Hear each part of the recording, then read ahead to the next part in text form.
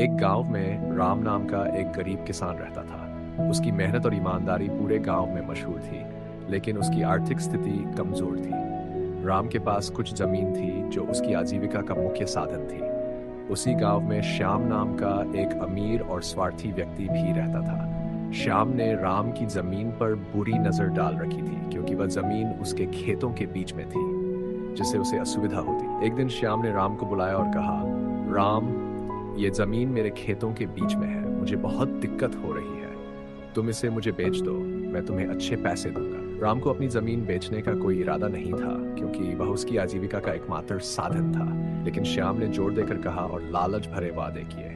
राम ने साफ मना कर दिया। लेकिन श्याम ने चालाकी से पंचायत में जाकर झूठी बातें फैलाकर कहा कि जमीन उसकी है, और राम ने धोखे से कब्जा किया है। पंचायत ने बिना सही जांच किए श्याम के पक्ष में फैसला दिया और राम को उसकी जमीन से बेदखल कर दिया। राम बहुत बहुत दुखी था, लेकिन उसने कभी हार नहीं मानी। उसने भगवान पर भरोसा किया और ईमानदारी से काम करता रहा। धीरे धीरे उसकी मेहनत रंग लाई और उसने अपनी बाकी जमीन से इतना उत्पादन किया कि उसकी हालत सुधरने लगी। एक दिन श्याम की फसल में भारी नुकसान हो गया। उसे अपनी गलती का एहसास हुआ कि उसने न केवल राम का हक मारा सिया, बल्कि उसकी ईमानदारी का भी मजाक उड़ाया।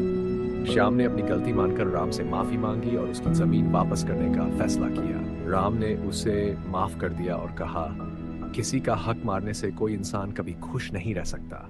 भगवान ने हर इंसान को उसका हिस्सा दिया है।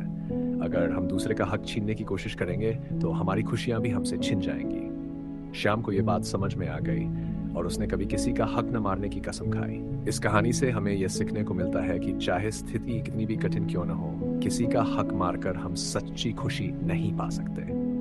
सच्चा सुख और समृद्धि मेहनत और ईमानदारी से ही मिलती है। आशा है आपको कहानी अच्छी लगी होगी।